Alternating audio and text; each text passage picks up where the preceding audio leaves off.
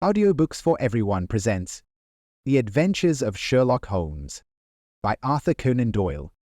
12. The Adventure of the Copper Beeches. To the man who loves art for its own sake, remarked Sherlock Holmes, tossing aside the advertisement sheet of the Daily Telegraph, it is frequently in its least important and lowliest manifestations that the keenest pleasure is to be derived.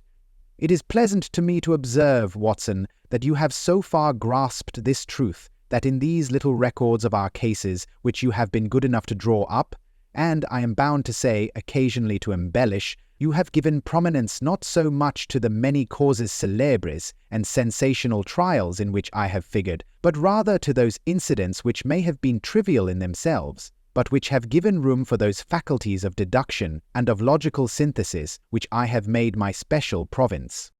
And yet, said I, smiling, I cannot quite hold myself absolved from the charge of sensationalism which has been urged against my records.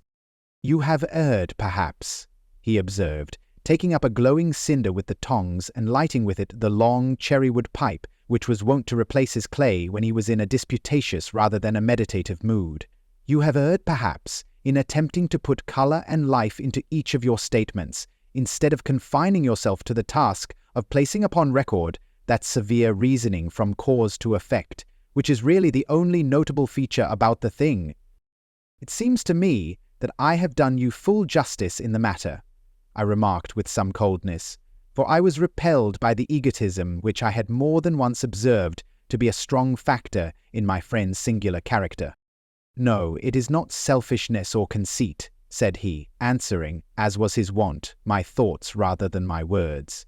If I claim full justice for my art, it is because it is an impersonal thing, a thing beyond myself. Crime is common, logic is rare, therefore it is upon the logic rather than upon the crime that you should dwell. You have degraded what should have been a course of lectures into a series of tales. It was a cold morning of the early spring, and we sat after breakfast on either side of a cheery fire in the old room at Baker Street. A thick fog rolled down between the lines of dun-coloured houses, and the opposing windows loomed like dark shapeless blurs through the heavy yellow wreaths. Our gas was lit, and shone on the white cloth and glimmer of china and metal, for the table had not been cleared yet. Sherlock Holmes had been silent all the morning, dipping continuously into the advertisement columns of a succession of papers, until at last, having apparently given up his search, he had emerged in no very sweet temper to lecture me upon my literary shortcomings. At the same time, he remarked after a pause, during which he had sat puffing at his long pipe and gazing down into the fire, you can hardly be open to a charge of sensationalism, for out of these cases which you have been so kind as to interest yourself in, a fair proportion do not treat of crime, in its legal sense, at all. The small matter in which I endeavoured to help the King of Bohemia, the singular experience of Miss Mary Sutherland, the problem connected with the man with the twisted lip, and the incident of the noble bachelor, were all matters which are outside the pale of the law. But in avoiding the sensational, I fear that you may have bordered on the trivial. The end may have been so, I answered, but the methods I hold to have been novel and of interest. Ptah, my dear fellow, what do the public, the great unobservant public, who could hardly tell a weaver by his tooth or a compositor by his left thumb, care about the finer shades of analysis and deduction? But indeed, if you are trivial, I cannot blame you, for the days of the great cases are past. Man, or at least criminal man, has lost all enterprise and originality. As to my own little practice, it seems to be degenerating into an agency for recovering lost lead pencils and giving advice to young ladies from boarding schools. I think that I have touched bottom at last, however. This note I had this morning marks my 0 point, I fancy. Read it. He tossed a crumpled letter across to me. It was dated from Montague Place, upon the preceding evening, and ran thus. Dear Mr. Holmes, I am very anxious to consult you as to whether I should or should not accept a situation which has been offered to me as governess. I shall call at 10:30 tomorrow if I do not inconvenience you. Yours faithfully, Violent Hunter. Do you know the young lady? I asked. Not I. It is 10:30 now. Yes, and I have no doubt that is her ring. It may turn out to be of more interest than you think. You remember that the affair of the blue carbuncle, which appeared to be a mere whim at first, developed into a serious investigation. It may be so in this case also. Well, let us hope so, but our doubts will very soon be solved, for here, unless I am much mistaken, is the person in question." As he spoke, the door opened, and a young lady entered the room. She was plainly but neatly dressed, with a bright, quick face, freckled like a plover's egg, and with the brisk manner of a woman who has had her own way to make in the world. "You will excuse my troubling you, I am sure," said she, as my companion rose to greet her, "but I have had a very strange experience, and as I have no parents or relations of any sort from whom I could ask advice, I thought that perhaps you would be kind enough to tell me what I should do. Pray take a seat, Miss Hunter. I shall be happy to do anything that I can to serve you." I could see that Holmes was favorably impressed by the manner and speech of his new client. He looked her over in his searching fashion, and then composed himself, with his lids drooping and his fingertips together, to listen to her story. "I have been a governess for 5 years," said she, "in the family of Colonel Spence Monroe, but 2 months ago the colonel received an appointment at Halifax in Nova Scotia and took his children over to America with him, so that I found myself without a situation. I advertised, and I answered advertisements, but without success. At last the little money which I had saved began to run short, and I was at my wits' end as to what I should do. There is a well-known agency for governesses in the West End called Westaway's, and there I used to call about once a week in order to see whether anything had turned up which might suit me. Westaway was the name of the founder of the business, but it is really managed by Miss Stoper. She sits in her own little office, and the ladies who are seeking employment wait in an anteroom and are then shown in one by one, when she consults her ledgers and sees whether she has anything which would suit them. Well, when I called last week, I was shown into the little office as usual, but I found that Miss Stoper was not alone. A prodigiously stout man, with a very smiling face and a great heavy chin which rolled down in fold upon fold over his throat, sat at her elbow, with a pair of glasses on his nose, looking very earnestly at the ladies who entered. As I came in, he gave quite a jump in his chair and turned quickly to Miss Stoper. "That will do," said he. "I could not ask for anything better. Capital! Capital!" He seemed quite enthusiastic, and rubbed his hands together in the most genial fashion. He was such a comfortable-looking man that it was quite a pleasure to look at him. "You are looking for a situation, miss?" he asked. "Yes, sir." "As governess?" "Yes, sir." "And what salary do you ask?" "I had GHB 4 a month in my last place with Colonel Spence Monroe." "Oh, tut, tut! Sweating! Rank sweating!" he cried, throwing his fat hands out into the air like a man who is in a boiling passion. "How could anyone offer so pitiful a sum to a lady with such attractions and accomplishments?" "My accomplishments, sir, may be less than you imagine," said I. "A little French, a little German, music and drawing."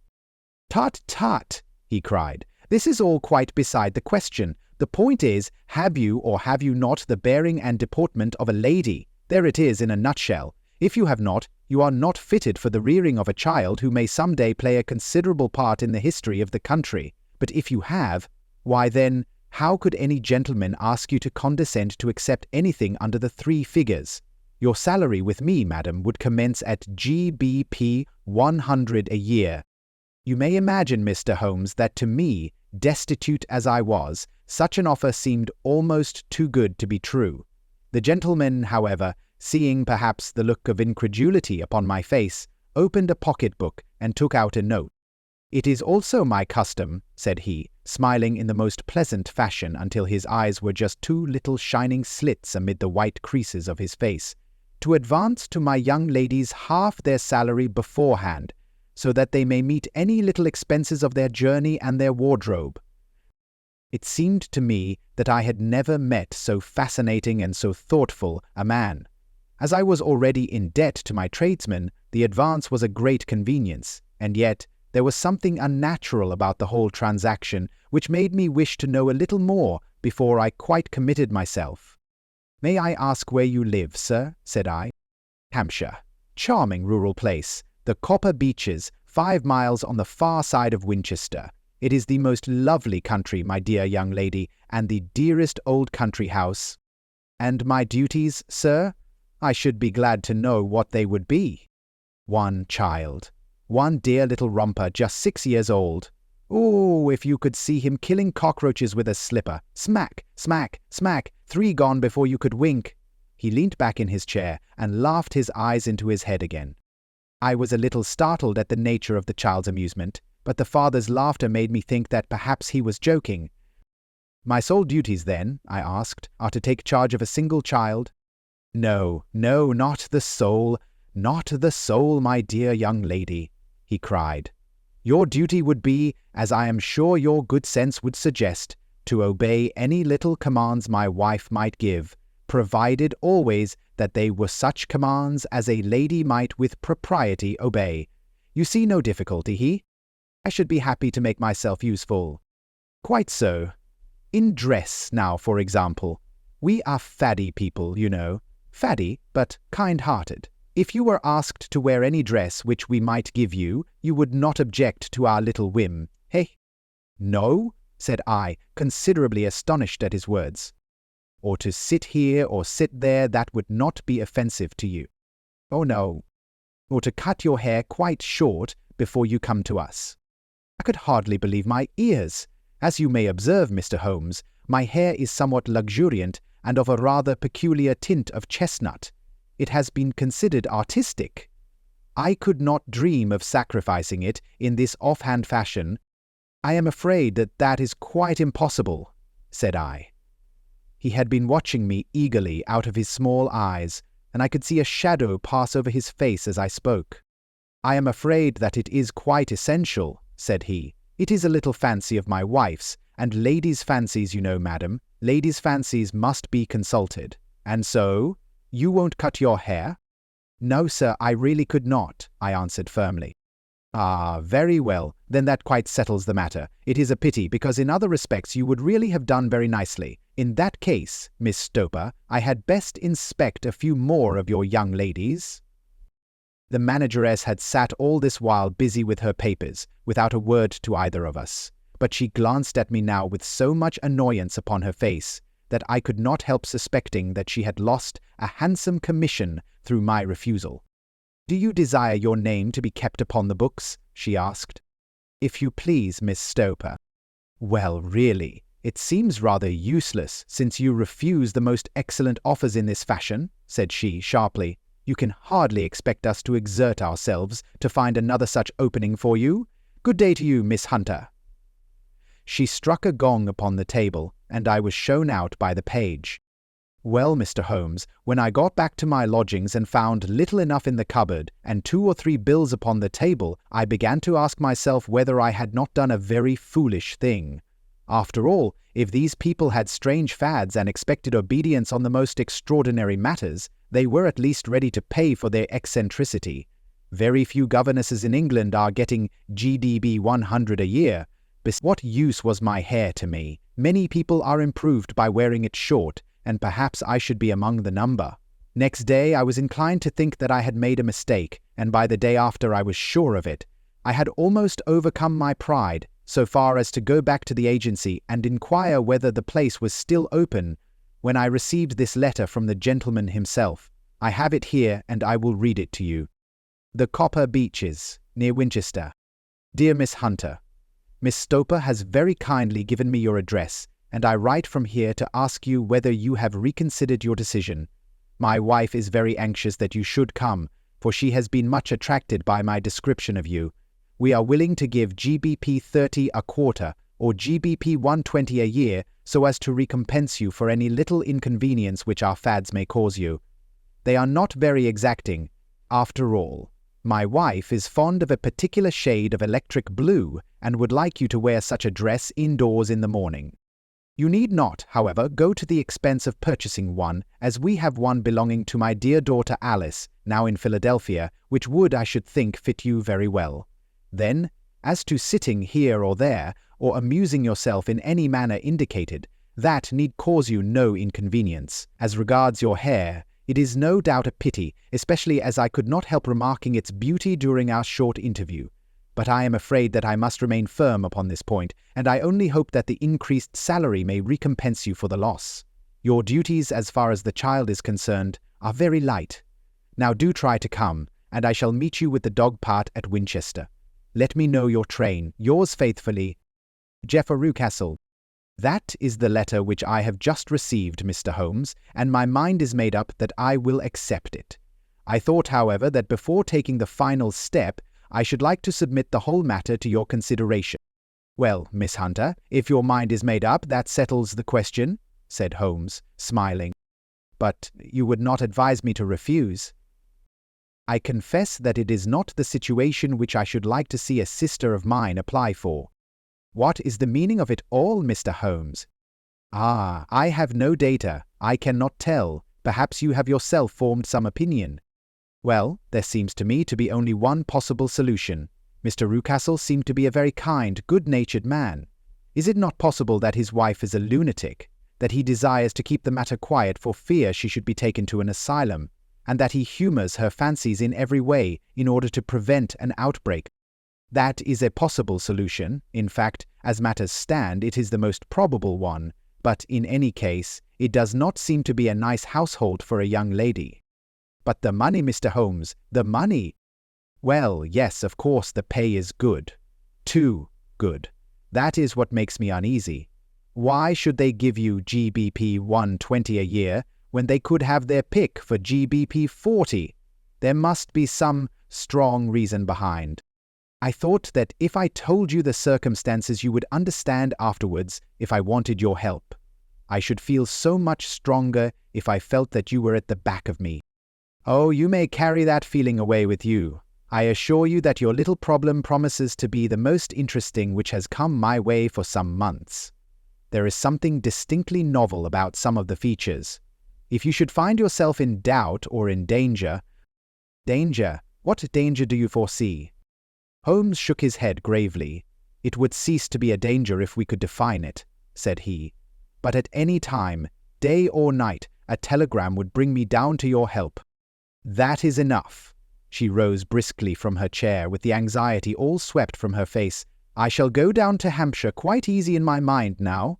I shall write to Mr. Rucastle at once, sacrifice my poor hair tonight, and start for Winchester tomorrow. With a few grateful words to Holmes, she bade us both good night and bustled off upon her way. At least, said I, as we heard her quick, firm steps descending the stairs, she seems to be a young lady who is very well able to take care of herself. And she would need to be, said Holmes gravely. I am much mistaken if we do not hear from her before many days are past. It was not very long before my friend's prediction was fulfilled. A fortnight went by, during which I frequently found my thoughts turning in her direction and wondering what strange side alley of human experience this lonely woman had strayed into. The unusual salary, the curious conditions, the light duties, all pointed to something abnormal, though whether a fad or a plot, or whether the man were a philanthropist or a villain, it was quite beyond my powers to determine. As to Holmes, I observed that he sat frequently for half an hour on end, with knitted brows and an abstracted air, but he swept the matter away with a wave of his hand when I mentioned it. Data! Data! Data! He cried impatiently. I can't make bricks without clay. And yet he would always wind up by muttering that no sister of his should ever have accepted such a situation. The telegram which we eventually received came late one night, just as I was thinking of turning in, and Holmes was settling down to one of those all-night chemical researches which he frequently indulged in, when I would leave him stooping over a retort and a test tube at night, and find him in the same position when I came down to breakfast in the morning. He opened the yellow envelope, and then, glancing at the message, threw it across to me. Just look up the trains in Bradshaw, said he, and turned back to his chemical studies. The summons was a brief and urgent one. Please be at the Black Swan Hotel at Winchester at midday tomorrow, it said. Do come. I am at my wits' end. Hunt, will you come with me? Asked Holmes, glancing up. I should wish to. Just look it up, then. There is a train at 9:30, said I, glancing over my Bradshaw. It is due at Winchester at 11:30. That will do very nicely. Then perhaps I had better postpone my analysis of the acetones, as we may need to be at our best in the morning." By 11 o'clock the next day, we were well upon our way to the old English capital. Holmes had been buried in the morning papers all the way down, but after we had passed the Hampshire border, he threw them down and began to admire the scenery. It was an ideal spring day, a light blue sky flecked with little fleecy white clouds drifting across from west to east. The sun was shining very brightly, and yet there was an exhilarating nip in the air, which set an edge to a man's energy. All over the countryside, away to the rolling hills around Aldershot, the little red and grey roofs of the farmsteadings peeped out from amid the light green of the new foliage. "Are they not fresh and beautiful?" I cried, with all the enthusiasm of a man fresh from the fogs of Baker Street. But Holmes shook his head gravely. "Do you know, Watson," said he, "that it is one of the curses of a mind with a turn like mine that I must look at everything with reference to my own special subject. You look at these scattered houses, and you are impressed by their beauty.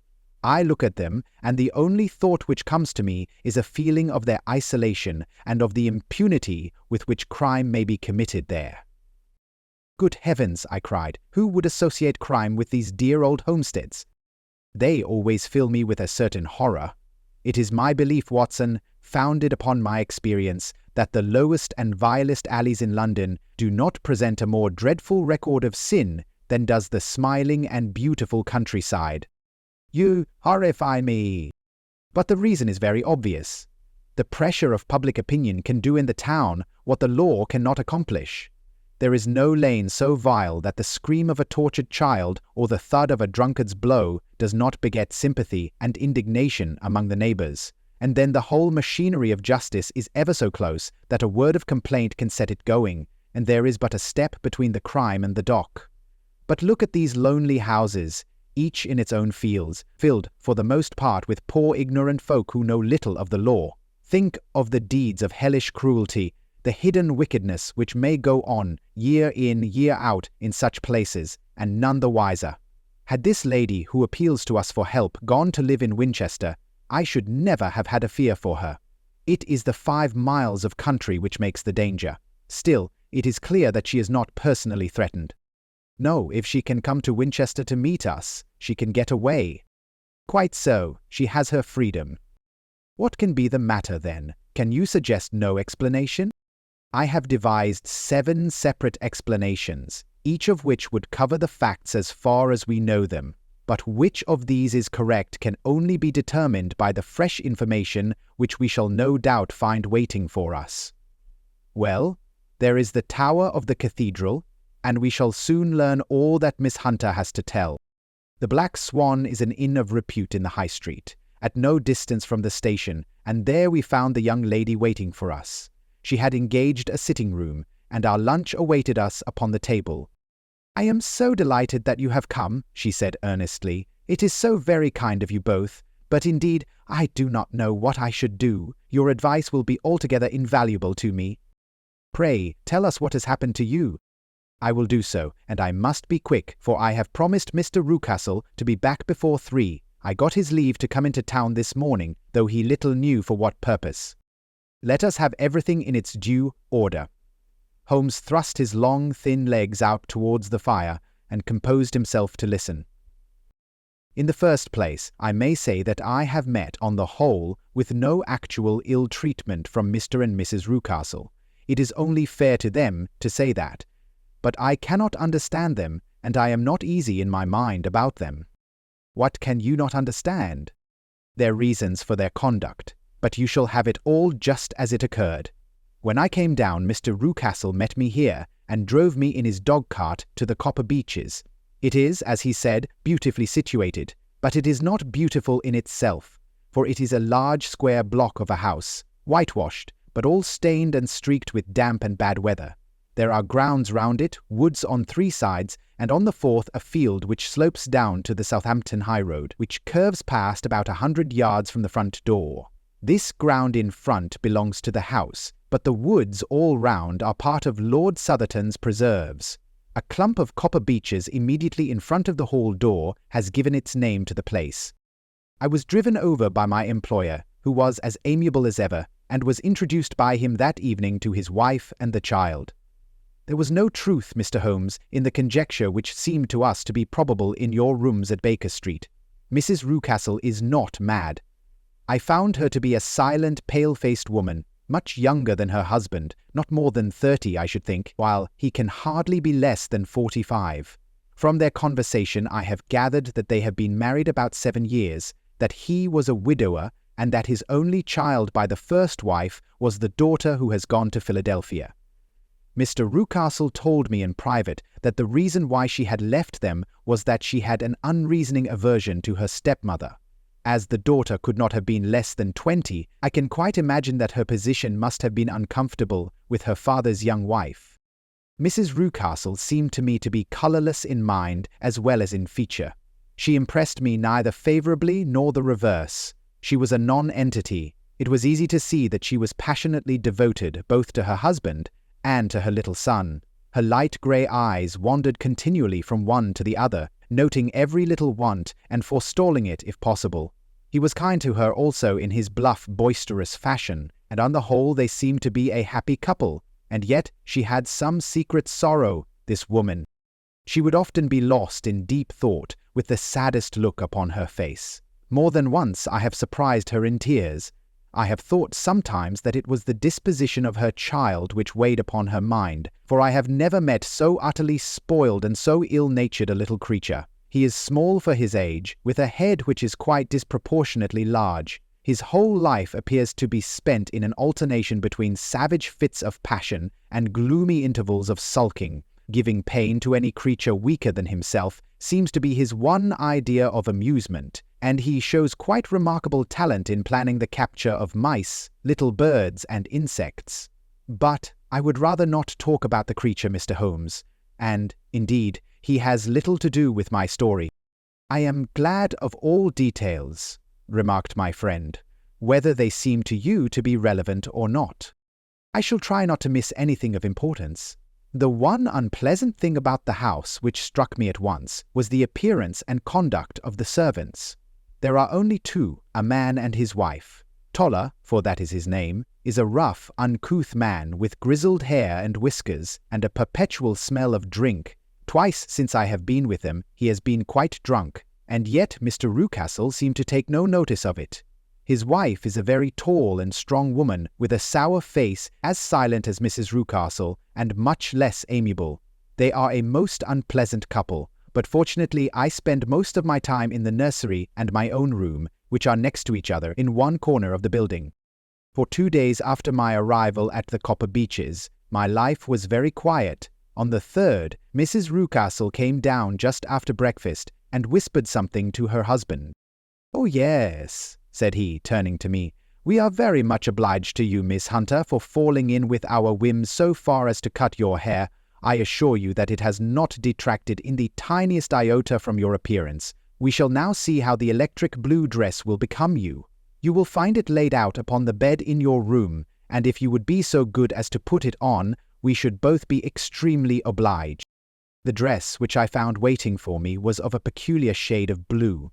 It was of excellent material, a sort of beige, but it bore unmistakable signs of having been worn before. It could not have been a better fit if I had been measured for it. Both Mr. and Mrs. Rucastle expressed a delight at the look of it, which seemed quite exaggerated in its vehemence. They were waiting for me in the drawing-room, which is a very large room, stretching along the entire front of the house, with 3 long windows reaching down to the floor.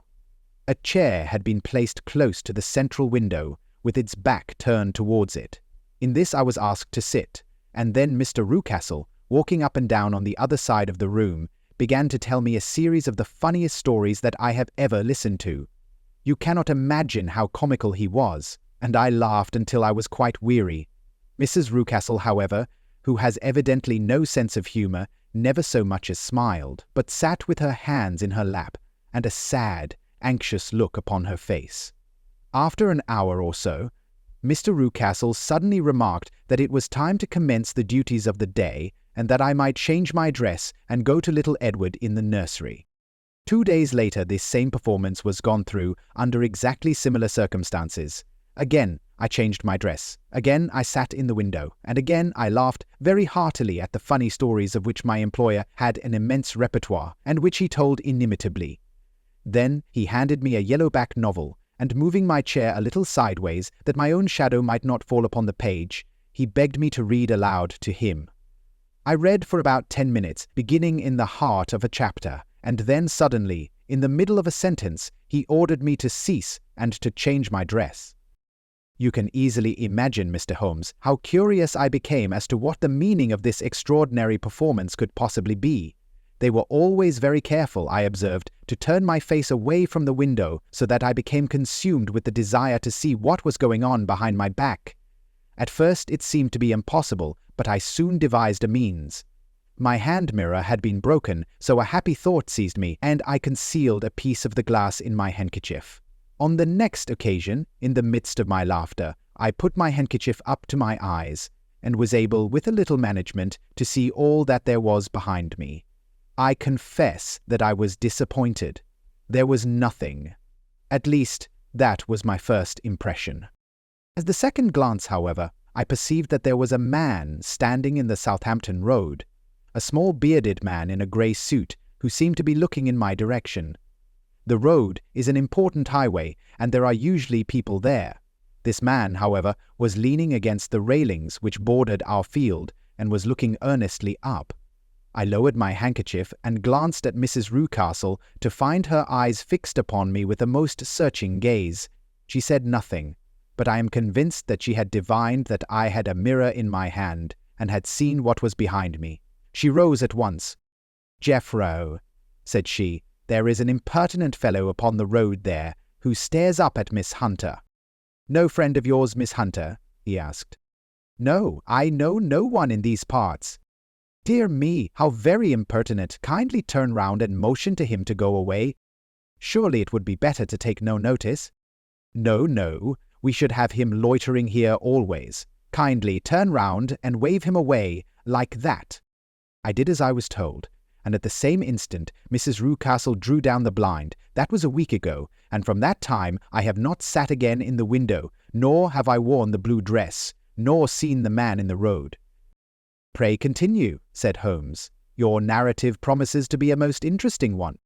You will find it rather disconnected, I fear, and there may prove to be little relation between the different incidents of which I speak. On the very first day that I was at the Copper Beeches, Mr. Rucastle took me to a small outhouse which stands near the kitchen door. As we approached it, I heard the sharp rattling of a chain, and the sound as of a large animal moving about. "Look in here," said Mr. Rucastle, showing me a slit between two planks. "Is he not a beauty?" I looked through, and was conscious of two glowing eyes, and of a vague figure huddled up in the darkness. "Don't be frightened," said my employer, laughing at the start which I had given. "It's only Carlo, my mastiff. I call him mine, but really old Toller, my groom, is the only man who can do anything with him. We feed him once a day, and not too much then, so that he is always as keen as mustard. Toller lets him loose every night, and God help the trespasser whom he lays his fangs upon. For goodness sake, don't you ever, on any pretext, set your foot over the threshold at night, for it's as much as your life is worth." The warning was no idle one, for 2 nights later I happened to look out of my bedroom window about 2 o'clock in the morning. It was a beautiful moonlight night, and the lawn in front of the house was silvered over and almost as bright as day. I was standing wrapped in the peaceful beauty of the scene, when I was aware that something was moving under the shadow of the Copper Beeches. As it emerged into the moonshine, I saw what it was. It was a giant dog, as large as a calf, tawny tinted, with hanging jowl, black muzzle, and huge projecting bones. It walked slowly across the lawn and vanished into the shadow upon the other side. That dreadful sentinel sent a chill to my heart, which I do not think that any burglar could have done. And now I have a very strange experience to tell you. I had, as you know, cut off my hair in London, and I had placed it in a great coil at the bottom of my trunk. One evening, after the child was in bed, I began to amuse myself by examining the furniture of my room and by rearranging my own little things. There was an old chest of drawers in the room, the 2 upper ones empty and open, the lower locked. I had filled the first two with my linen, and as I had still much to pack away, I was naturally annoyed at not having the use of the third drawer. It struck me that it might have been fastened by a mere oversight, so I took out my bunch of keys and tried to open it. The very first key fitted to perfection, and I drew the drawer open. There was only one thing in it, but I am sure that you would never guess what it was. It was my coil of hair. I took it up and examined it. It was of the same peculiar tint and the same thickness. But then the impossibility of the thing obtruded itself upon me. How could my hair have been locked in the drawer? With trembling hands I undid my trunk, turned out the contents, and drew from the bottom my own hair. I laid the two tresses together, and I assure you that they were identical. Was it not extraordinary? Puzzle as I would, I could make nothing at all of what it meant. I returned the strange hair to the drawer, and I said nothing of the matter to the Rucastles, as I felt that I had put myself in the wrong by opening a drawer which they had locked. I am naturally observant, as you may have remarked, Mr. Holmes, and I soon had a pretty good plan of the whole house in my head. There was one wing, however, which appeared not to be inhabited at all. A door which faced that which led into the quarters of the Tollers opened into this suite, but it was invariably locked. One day, however, as I ascended the stair, I met Mr. Rucastle coming out through this door, his keys in his hand, and a look on his face which made him a very different person to the round, jovial man to whom I was accustomed. His cheeks were red, his brow was all crinkled with anger, and the veins stood out at his temples with passion. He locked the door and hurried past me without a word or a look. This aroused my curiosity, so when I went out for a walk in the grounds with my charge, I strolled round to the side from which I could see the windows of this part of the house. There were 4 of them in a row, 3 of which were simply dirty, while the 4th was shuttered up. They were evidently all deserted. As I strolled up and down, glancing at them occasionally, Mr. Rucastle came out to me, looking as merry and jovial as ever. "Oh," said he, "you must not think me rude if I passed you without a word, my dear young lady. I was preoccupied with business matters." I assured him that I was not offended. "By the way," said I, "you seem to have quite a suite of spare rooms up there, and one of them has the shutters up." He looked surprised and, as it seemed to me, a little startled at my remark. "Photography is one of my hobbies," said he. "I have made my dark room up there. But, dear me, what an observant young lady we have come upon! Who would have believed it? Who would have ever believed it?" He spoke in a jesting tone, but there was no jest in his eyes as he looked at me. I read suspicion there, and annoyance, but no jest. "Well, Mr. Holmes, from the moment that I understood that there was something about that suite of rooms which I was not to know, I was all on fire to go over them. It was not mere curiosity, though I have my share of that. It was more a feeling of duty, a feeling that some good might come from my penetrating to this place. They talk of woman's instinct. Perhaps it was woman's instinct which gave me that feeling. At any rate, it was there, and I was keenly on the lookout for any chance to pass the forbidden door. It was only yesterday that the chance came. I may tell you that, besides Mr. Rucastle, both Toller and his wife find something to do in these deserted rooms, and I once saw him carrying a large black linen bag with him through the door. Recently he has been drinking hard, and yesterday evening he was very drunk, and when I came upstairs there was the key in the door. I have no doubt at all that he had left it there.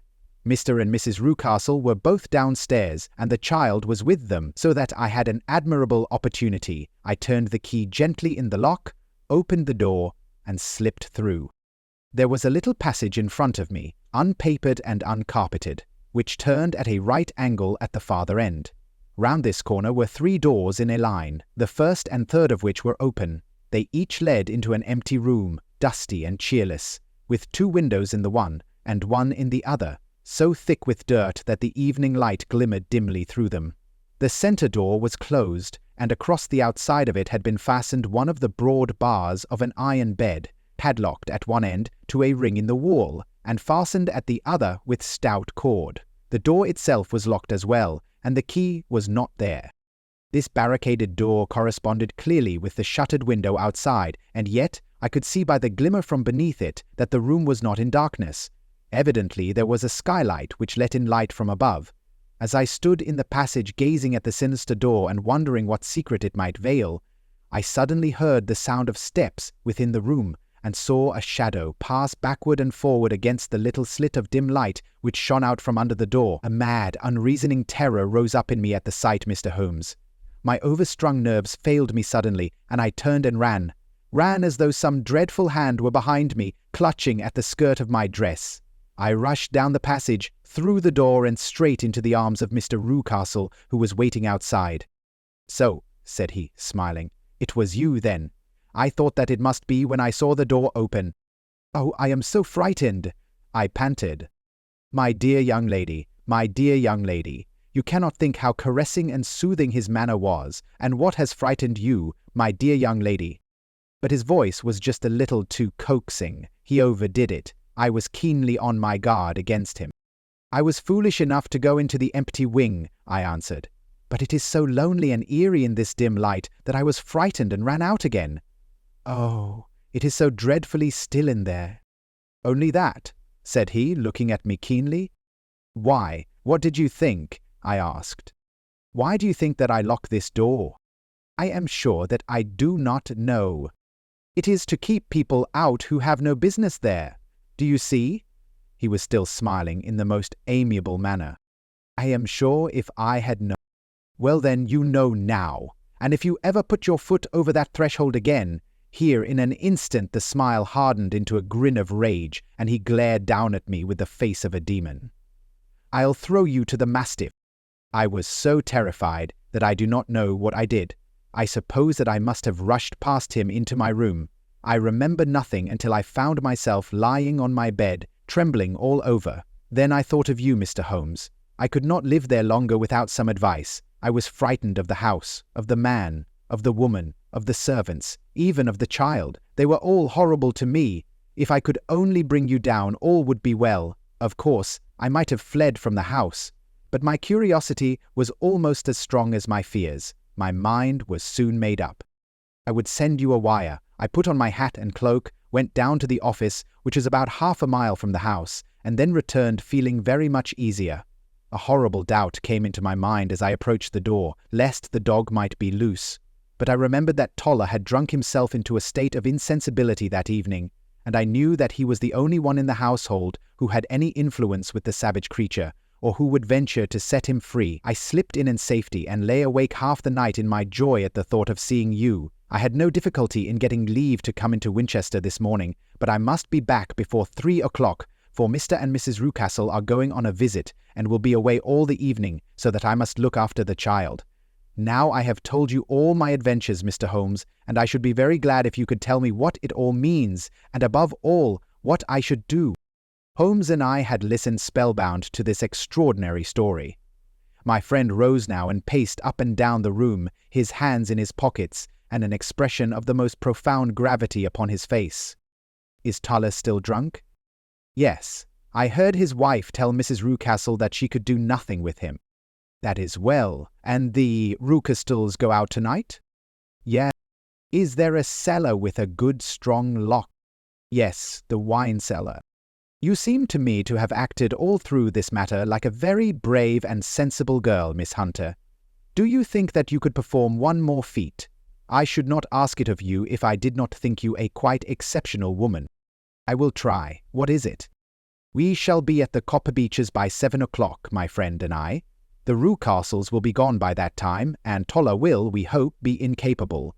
There only remains Mrs. Toller, who might give the alarm. If you could send her into the cellar on some errand, and then turn the key upon her, you would facilitate matters immensely." "I will do it." "Excellent!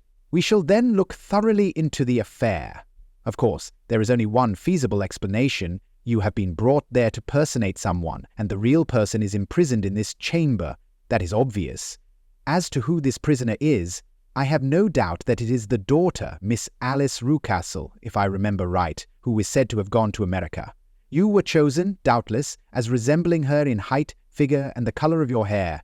Hers had been cut off, very possibly in some illness through which she has passed, and so, of course, yours had to be sacrificed also. By a curious chance you came upon her tresses. The man in the road was undoubtedly some friend of hers, possibly her fiancé, and no doubt, as you wore the girl's dress and were so like her, he was convinced from your laughter whenever he saw you, and afterwards from your gesture, that Miss Rucastle was perfectly happy, and that she no longer desired his attentions. The dog is let loose at night to prevent him from endeavouring to communicate with her. So much is fairly clear. The most serious point in the case is the disposition of the child." "What on earth has that to do with it?" I ejaculated. "My dear Watson, you as a medical man are continually gaining light as to the tendencies of a child by the study of the parents. Don't you see that the converse is equally valid? I have frequently gained my first real insight into the character of parents by studying their children.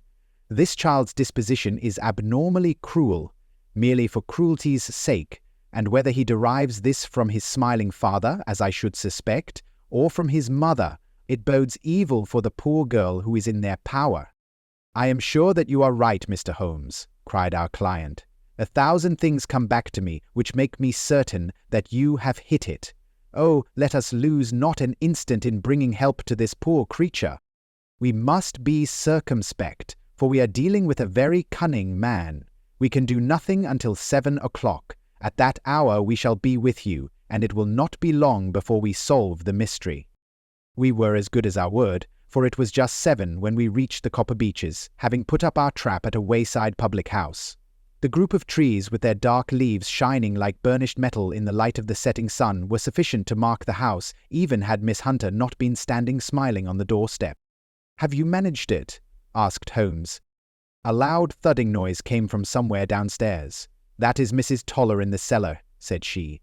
"Her husband lies snoring on the kitchen rug.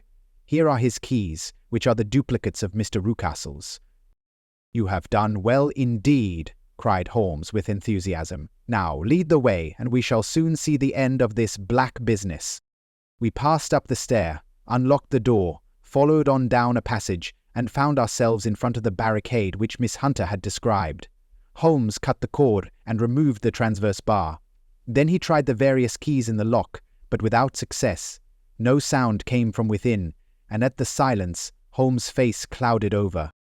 "I trust that we are not too late," said he.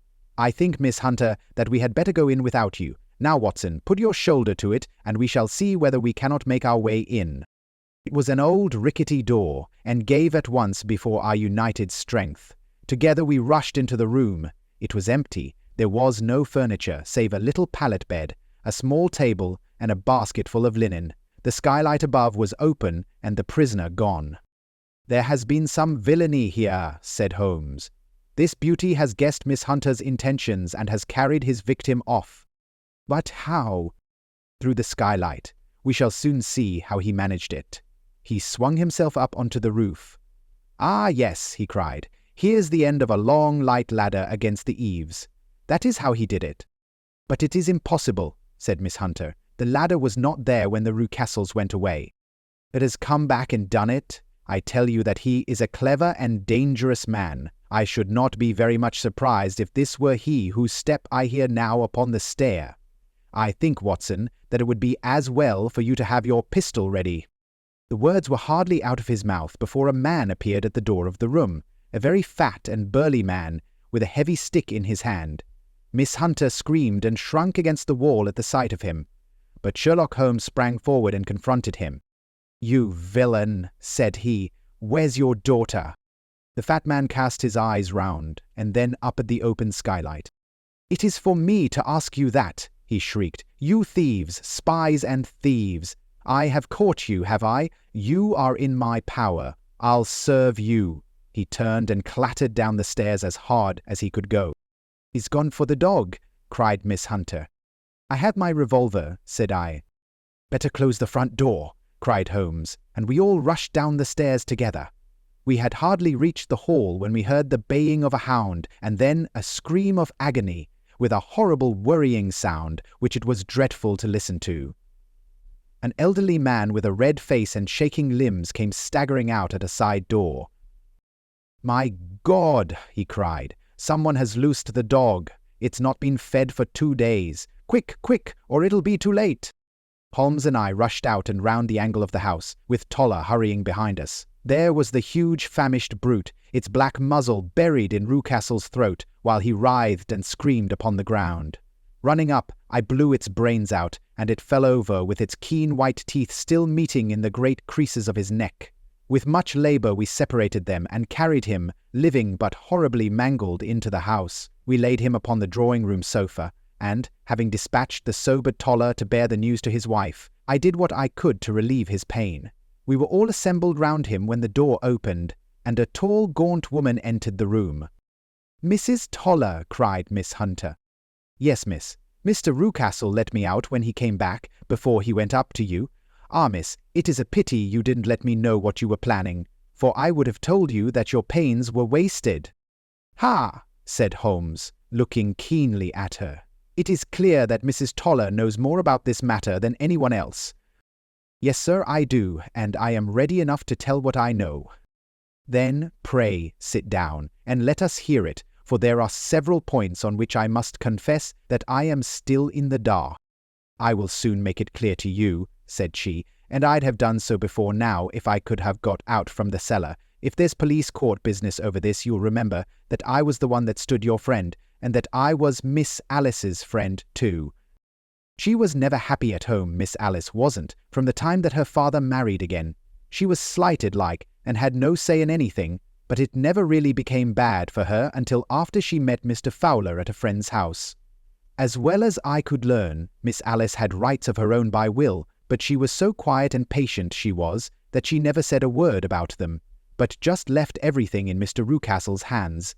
He knew he was safe with her, but when there was a chance of a husband coming forward, who would ask for all that the law would give him, then her father thought it time to put a stop on it. He wanted her to sign a paper, so that whether she married or not, he could use her money. When she wouldn't do it, he kept on worrying her until she got brain fever, and for 6 weeks was at death's door. Then she got better at last, all worn to a shadow, and with her beautiful hair cut off, but that didn't make no change in her young man, and he stuck to her as true as man could be." "Ah," said Holmes, "I think that what you have been good enough to tell us makes the matter fairly clear, and that I can deduce all that remains. Mr. Rucastle, then, I presume, took to this system of imprisonment?" "Yes, sir." "And brought Miss Hunter down from London in order to get rid of the disagreeable persistence of Mr. Fowler?" "That was it, sir. But Mr. Fowler, being a persevering man, as a good seaman should be, blockaded the house, and having met you, succeeded by certain arguments, metallic or otherwise, in convincing you that your interests were the same as his." "Mr. Fowler was a very kind-spoken, free-handed gentleman," said Mrs. Toller serenely. "And in this way he managed that your good man should have no want of drink, and that a ladder should be ready at the moment when your master had gone out." "You have it, sir, just as it happened." "I am sure we owe you an apology, Mrs. Toller," said Holmes, "for you have certainly cleared up everything which puzzled us, and here comes the country surgeon and Mrs. Rucastle, so I think, Watson, that we had best escort Miss Hunter back to Winchester, as it seems to me that our locus standi now is rather a questionable one." And thus was solved the mystery of the sinister house with the copper beeches in front of the door. Mr. Rucastle survived, but was always a broken man, kept alive solely through the care of his devoted wife. They still live with their old servants, who probably know so much of Rucastle's past life that he finds it difficult to part from them. Mr. Fowler and Miss Rucastle were married by special license in Southampton the day after their flight, and he is now the holder of a government appointment in the island of Mauritius. As to Miss Violet Hunter, my friend Holmes, rather to my disappointment, manifested no further interest in her when once she had ceased to be the centre of one of his problems, and she is now the head of a private school at Walsall, where I believe that she has met with considerable success.